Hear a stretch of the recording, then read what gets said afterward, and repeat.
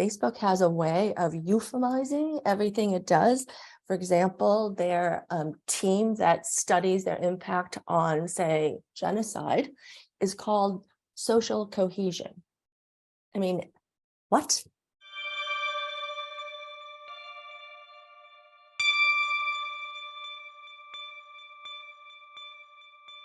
You don't get a pass because the world changed, right? You have to deal with the world as it is today, as it's evolved from all these innovations. And while I know that Mark Zuckerberg did not think someday that, his algorithm was going to, cause teens to hate themselves and want to commit suicide, there were plenty of signposts along the way.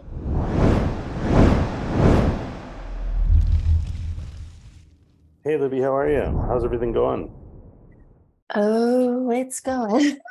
She's got a lot of We have never a dull moment. she's got a lot of work. How did you get going on this kind of work? What was the first thing that What was the pulled you into inciting? this? Yeah. Did you have a secret? Did you have to blow the Whistleblowing or helping people tell Well- the truth? Well, whistleblowing, in particular. So I've spent most of my career working on human rights and human dignity. Mhm. So for about 16 years, I led an international media company called Radio Free Asia, which is a private nonprofit funded by the US government to bring basically news and information into societies that don't have it, right? These are societies with state-controlled media. And, people deserve to make informed decisions in their lives and not to have their reality distorted by, a regime or government that has power over them. I mean, nothing is scarier to tyrants than truth. And that's why they go through so much effort to silence people. So working at Radio Free Asia, where basically every one of our sources and, truth tellers and profilees are whistleblowers, right? They're whistleblowers against a government, the Chinese Communist Party, Hun Sen and his junta, the previous junta in Burma, North Korea, places like that, where people risk their lives to let their fellow countrymen know what's going on. And, it's very dangerous. So when I left Radio Free Asia and the Open Technology Fund, which I created so that people could have protection on their digital lives, I'm constantly doing David and Goliath. I was looking for a place that was going to be critical at this moment in time when democracy is under threat, when the truth is not the truth anymore. I mean, this is an extremely important moment, I think, in our history. And whistleblowers are on the front line, They have to keep secrets to allow the powerful to continue to do bad things, wrongdoing. And the governments and the corporations are real good at silencing people, threatening people, intimidating people, discrediting whistleblowers, stigmatizing what they're doing, and basically not allowing these people of conscience to drive the kind of positive change that's inspiring them, right? So I thought this was the biggest bang for the buck for what I'm trying to achieve. Yeah. What was your feeling about Aung San Suu Kyi when she, turned out not to be the person we all thought she was? Very interesting question. I was friendly with her while she was in house arrest, obviously, because Radio Free Asia was, as at time, the number one news source for people in the country. And so we obviously really supported her and the NLD, the democracy work that they did. But when she decided to run for public office, although I very much understand why she thought she could do the most change there, I cautioned her because being a democracy activist and being a politician are vastly different things. And so much of her gravitas and impact was tied up in this lived experience of being basically a democracy martyr in that country, right? I mean, she gave up so much to stay in the country and inspire her countrymen to aimed towards democracy. But I think when you become a politician, then you're dealing with a whole different world of things, right? You have a constituency, you have to work with other elected politicians, and it really, really changes how you can try to have impact in your life. So I think that making that transition was very, very difficult for her, because then you have to make choices. Maybe this is not the battle I'm going to go down on. Maybe, I should save my fire for, this other fight that I'm going to have. Everything that people go up against as politicians were going to take away from her. In a sense, it sort of points at the idea that we might disagree on tactics, but we can't disagree on what a democratic ideal is. So Elon buys Twitter, and his opinion is, well, okay, we're going to open it up and put all the people who've been eliminated back on there. And is he violating the democratic ideal of what Twitter is, or is he, in his own mind think he's, upholding a democratic ideal?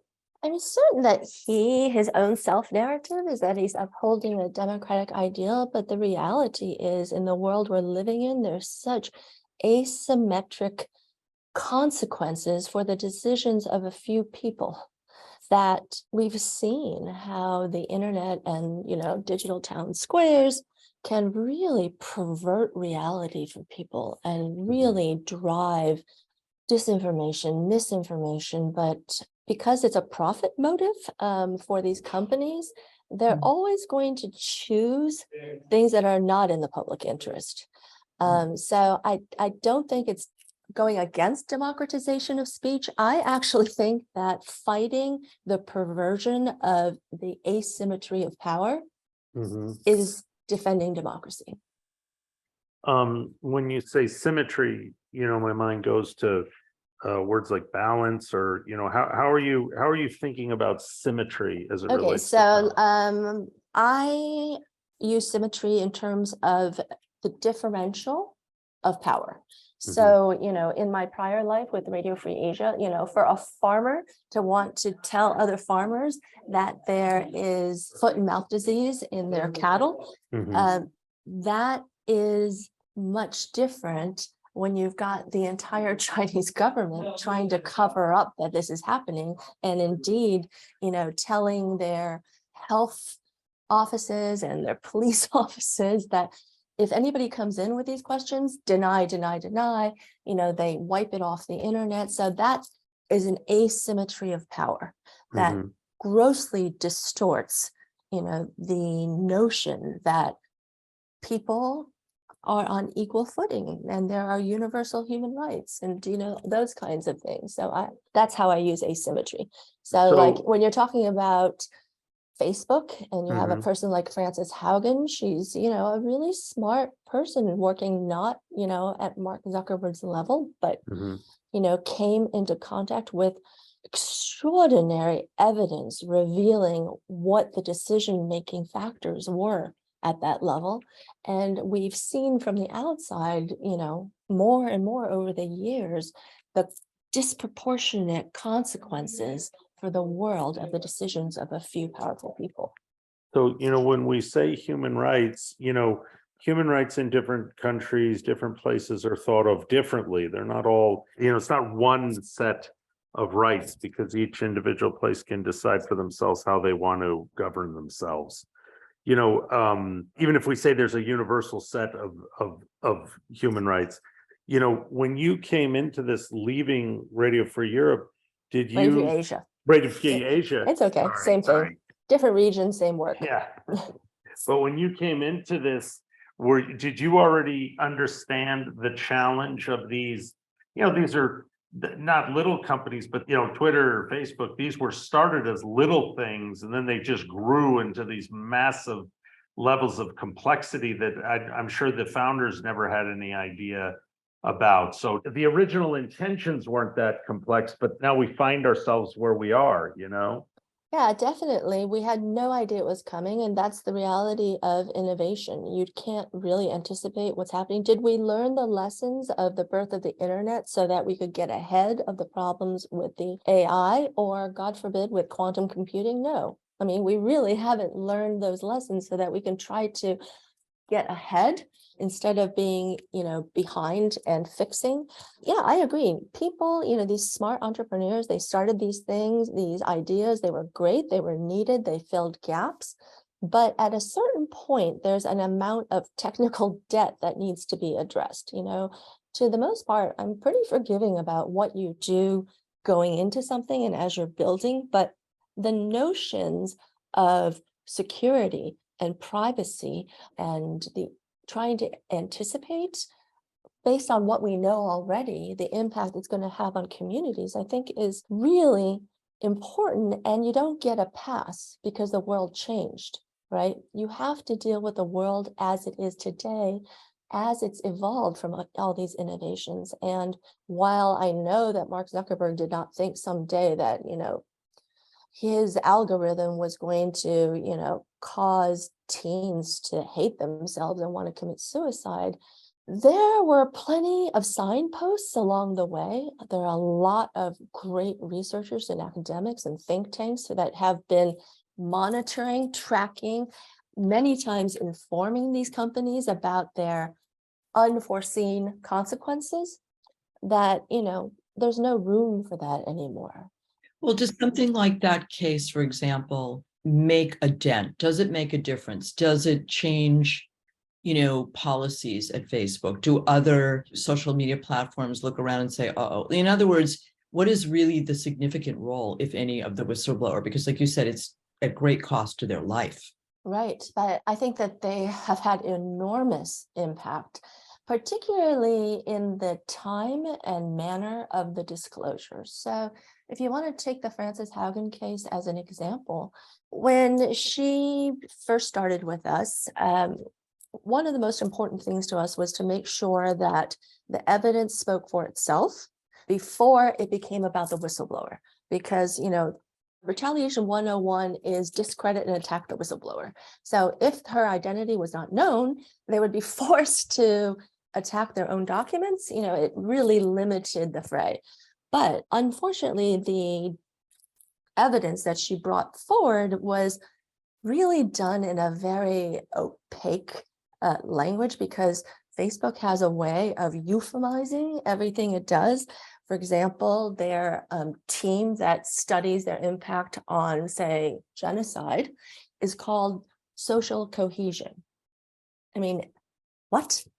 Yeah, the Communist Party couldn't come up with Right? these I mean, so things. they have come up with all of these Facebook internal terminology that required translation from someone. So that's why after the initial launch, we launched her so that she could testify, for policymakers, and educate regulators on, what they should be asking, what these answers actually were saying, what these documents show, because it's very hard to understand them. So as part of that entire campaign, it was just the right moment for the European Union's Digital Marketing Act and Digital Security Act. So she went to Europe and provided testimony and answered questions and basically gave them that last push that prevented the company from denying the things that it had been doing all these years, because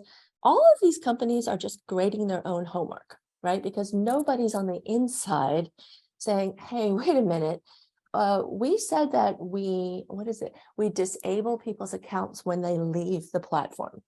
The question is, are you deleting their data when you leave the platform? So there's been so much gamesmanship by these companies to try to escape scrutiny and regulation that, this moment in time was just what they needed, because it showed that Facebook knew exactly what the consequences of its actions were and what levers they had to mitigate those problems and the choices that they made not to.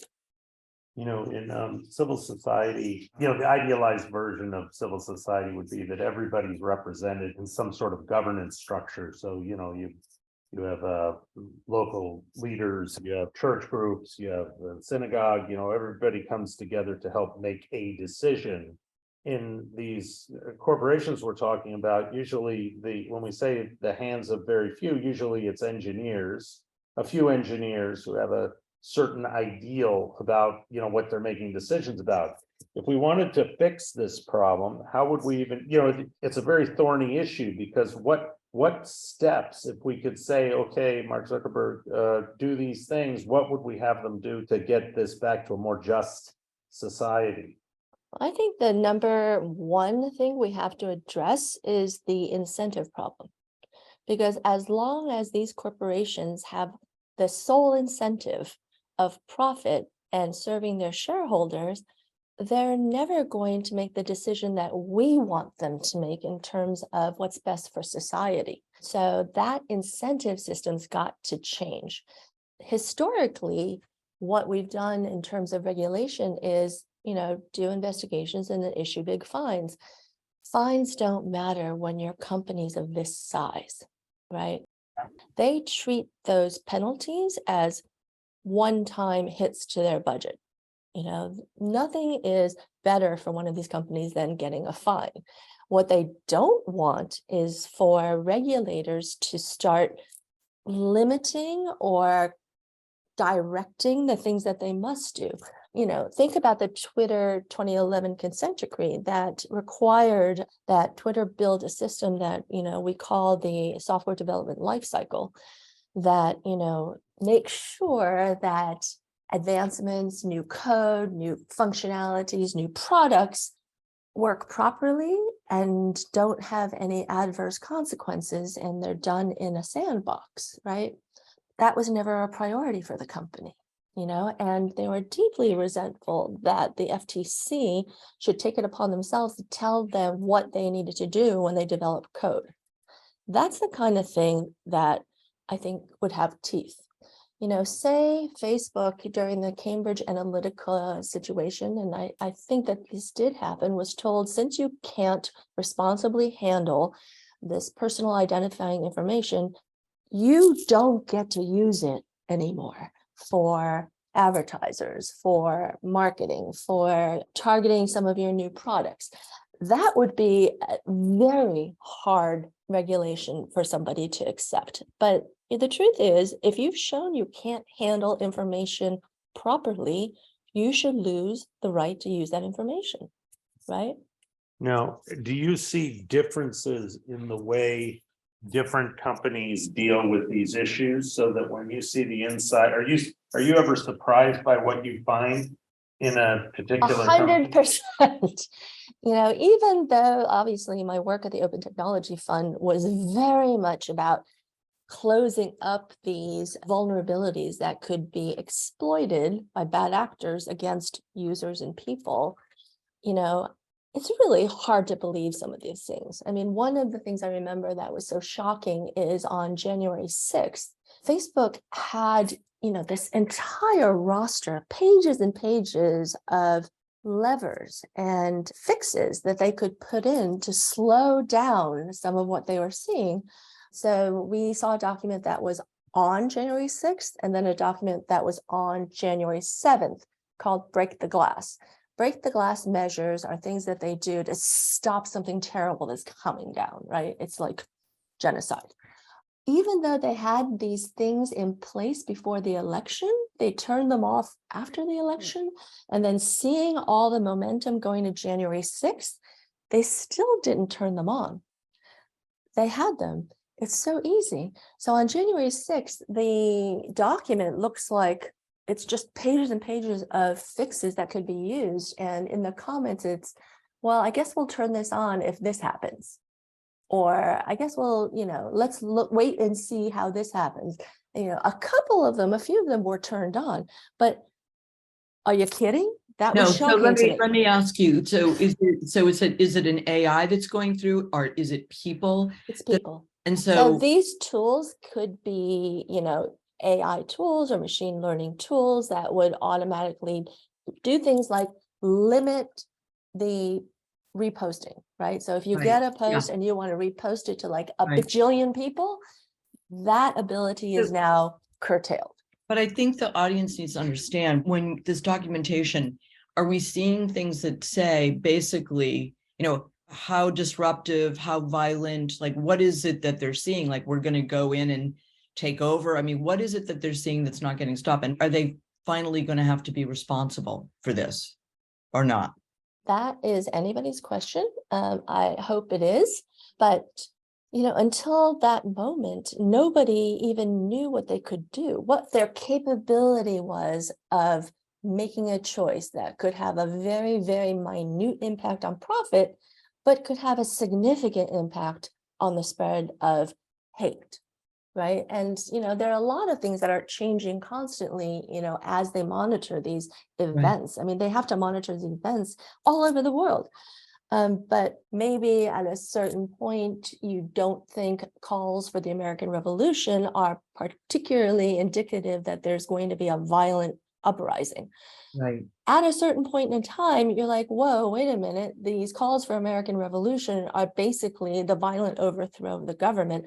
Let's make that word a trigger for, Right. slowing But if down. you're watching it in real time as well, right? So Mhm. obviously the people were sitting, everything was unfolding. And then on January 7th, did they pull the triggers or not? Or did they? Yeah, the January 7th document was vastly different. It had, many, many more pages of interventions that were options, and they had triggered a lot of them. For, people who work in these companies, I imagine it's quite a step to become It is extremely traumatic. Every single one of these people Yeah. comes to us after going through trauma. It is trauma to realize that your company is doing something potentially very, very dangerous.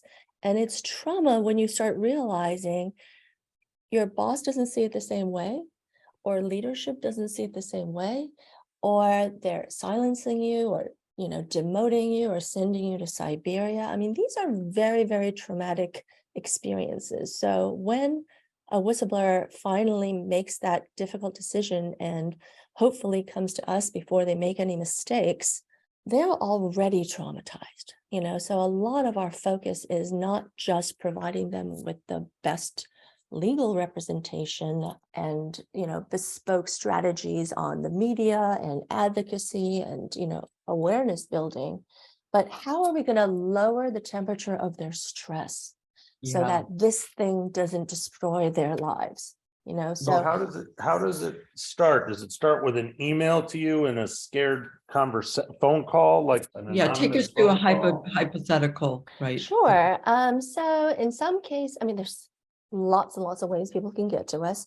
We don't put our address or our open web address, email address on our site, because during the Ukraine whistleblower case, we had so many death threats that we decided it's better if people don't know where we are easily. But we have a Signal phone number for intake. We have a secure drop site for intake. And by and large now, it's referrals. We're getting referrals from investigative journalists, from offices in Congress who, are worried that a whistleblower that they're talking to could inadvertently end up in prison, things like that. So we're getting a lot of referrals from big, really, really heavyweight lawyers, because this is a very precise thing that we do. So the heavyweight lawyer would come in and say, hey, I have a client, I'm not going to tell you the name, but maybe you guys should have a conversation. So what usually happens is the lawyer will contact us. We work with a lot of co-counsel, very fine people who share, our values. And so they'll say, hey, I have a client who is, struggling with a decision about whistleblowing. Can I connect them to you so that, you can have an initial conversation with them, which we will always do. And, we're always going to try to help people. And what's that first conversation like?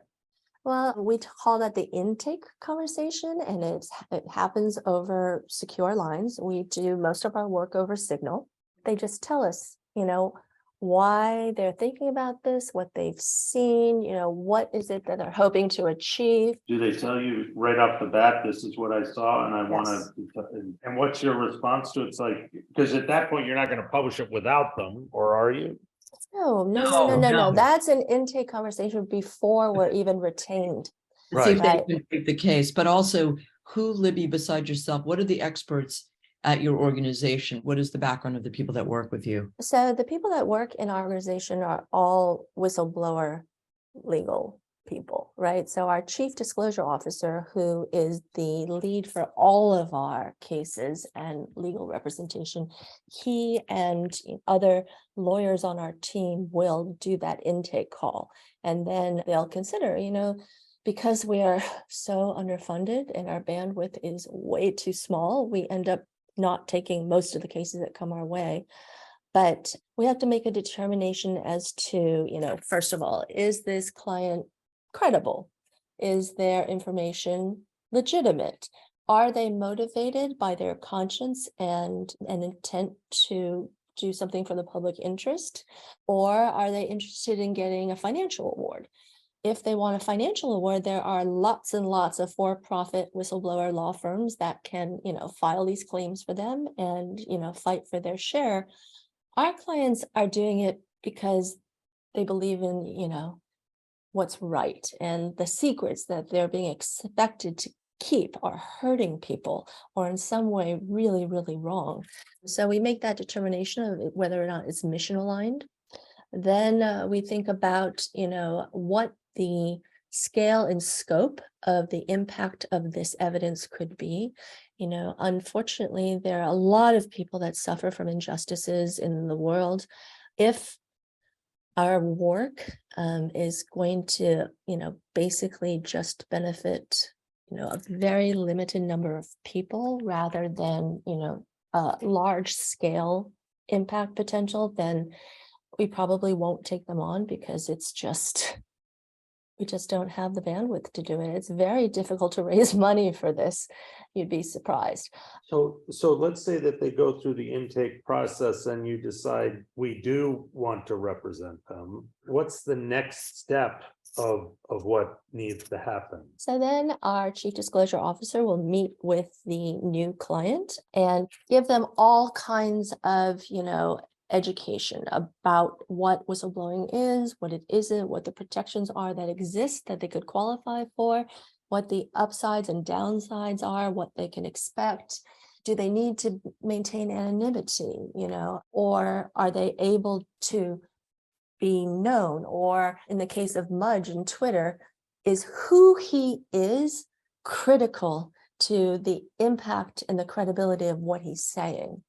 In that case, it was. So he had to be public, in which case we had to, create a public launch and, all of those things to counteract things that Parag Agrawal could say about Mudge, right? So then, they have to make informed decisions about these things. And we tell them about, what pros and cons exist for each of these decisions, and we warn them about what could possibly happen. There are a lot of cases where we'll say, we recommend you do not become a whistleblower because although what you're saying is legitimate and important, it might not say be illegal. It may not rise to a level that, policymakers or the media would care about it, but it could ruin your life. So we are always trying to take care of the client first and foremost. So I imagine that, you sort of know the counterparts at these big companies. Is the first call to Facebook or Twitter or, TikTok, maybe not TikTok, but is the first call to their CMO to say, hey, listen, we're going to do this. Do you want to? Nope. No. Absolutely not. We do not have any obligation or requirement to let the wrongdoer know that somebody who's going to tell the truth about them is telling the truth. In fact, many whistleblower programs in the federal agencies have, they all have their own policies, and nobody is going to purposefully burn a whistleblower. I mean, even forgetting what the whistleblower is specifically, do you ever talk with your counterparts and say, listen, we saw this, we're going to be publishing something like this, and going to give you a chance to make changes now? Or is that not how it works? No, that's not how it works. That would be terrible. That's journalism. So when Okay. we work with, like, say, media to launch a whistleblower, we will work with them ahead of time with under an embargo. And at a certain point in time, legitimate media will have to notify the company and give them a chance to comment. So that happens, somewhere between 3 and 5 days before the media goes live with a story. Right. We represent the client. So our sole responsibility is to make sure that the client is protected and its information goes to the people that need it, so that their goal for positive impact, can be advanced. And the agencies, they have their own rules about notifying the corporations. If you're only taking, it sounds like really high profile, really like national security, democracy, things that seem to be very high stakes, like Francis, for example, that was a huge case. What parts of industry are people coming from? So is it government organizations? Is it, gas and electric? Where are some of the categories where, the Army, for example, we all know the incredible whistleblowing that was happening like 10 years ago there, right? So where are people coming? Where is the kind of the urgency of this work coming from? Well, always it's going to come from the government. And, most of those cases are never going to see the light of day. Cases where agencies are doing something wrong, that have severe implications for our democracy, those kinds of things, particularly in the intelligence community space, when you're dealing with classified disclosures, which, our founder was himself a classified NSA whistleblower. Those happen, very, very differently. It's not about high profile, it's about high impact. So if we can even, in a classified environment, convince legislators that a certain agency is working outside of the law, and we can make them stop doing that, that's huge impact, benefiting probably all of us in this country, but we'll never see the light of day. So you can get something accomplished without the public knowing. So you're all doing the great work behind the scenes of probably. So what you're seeing is just like probably superhero time, superpowers. You're seeing in the public about 20-25% max of our whistleblowing cases. Wow, that's incredible. Yeah, it's really God, I wish more of this stuff could go public, but we have to protect the client. And a lot of times, if say you're a CIA agent and you're going to blow the whistle on something they're doing, oh boy, your career's done. Yeah. If we don't keep this under wraps the right way. Did you have inside the federal government a person who was assigned to trying to shut you down? Oh, you mean when I was at Radio Free Asia and the Open Technology Fund? No, I thought that there was a person within the government who was just assigned to trying to get you shut down. Yes, that was An from appointee? Radio Free Asia and the Open Technology Fund. Hmm. So yeah, this is a funny story. It turns out, when that happened, there were a lot of whistleblowers from that agency saying, oh my God, heads up, this guy is in here and he's trying to achieve these goals. I was aware of some of them. I was helping some of them, obviously working a media consortium on this campaign to raise awareness about this terrible thing. When I came to Whistleblower Aid, unbeknownst to me, one of our cases was a whistleblower who revealed illegal motivations in my termination. I mean, what are the chances? Oh, wow. Oh my God. Isn't that crazy? Yeah. Yeah, and I didn't know until I got here. And of course, I'm recused from the case because, it's about my own targeting by this person. Yeah. So are you optimistic for the future about what we need to do with these companies? I think that, in the last year and a half, it's been a sea swell of change. I remember the first thing I wanted to do was change the landscape so that people wouldn't talk about whistleblowers as snitches and traitors, which is, how these companies socialize their corporate Right. culture. They make it us and them, and it's really, really intimidating. I think that's changed a lot. In fact, a lot of people ask us, can you open an office in Australia? You recall the Facebook takedown in Australia case? Yeah. And we're like, yeah, we would love to, but your government actually needs to create whistleblower protections. Yeah. And that's Right. the problem. The problem is, in so much of the world, whistleblowers are still considered traitors and snitches and not worthy of being protected.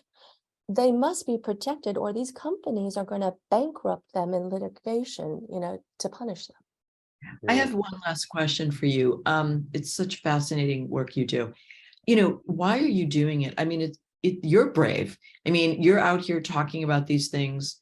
You were getting death threats. You did not show where you are. I'm sure from Radio Free Asia, you had similar problems. Yeah, it was much worse at Radio Free Asia. I would imagine it was pretty bad. But what drives you to keep doing this? I mean, what is your own personal relationship to this? I guess I just hate injustice, and I hate that just a small number of people, whether they're, Kim Jong-un or Mark Zuckerberg, can make decisions that literally impact everybody in a really, really bad way. That is just not right to me. And that, harkens back to a time when we didn't have protections or, government regulators or, things that exist now to try to even the playing field between the powerful and the people taking the hits for their decisions. I just think that with the internet, that dynamic has changed dramatically, and it's worse. Yeah, I was thinking that somebody on the Bing team should be coming forward to you to talk about what's going on with Sydney, because that's going to be a hell of a story. Oh my God, it's just the potential for bad is so big. It's so huge and that the it's thing is that so many people try to get ahead of this, so many brave people were working on the AI inside of these companies, and we're like, Right. whoa, yeah. this is not going to be good. We got to fix this. We got to fix that. And they were fired. Mm. Yeah.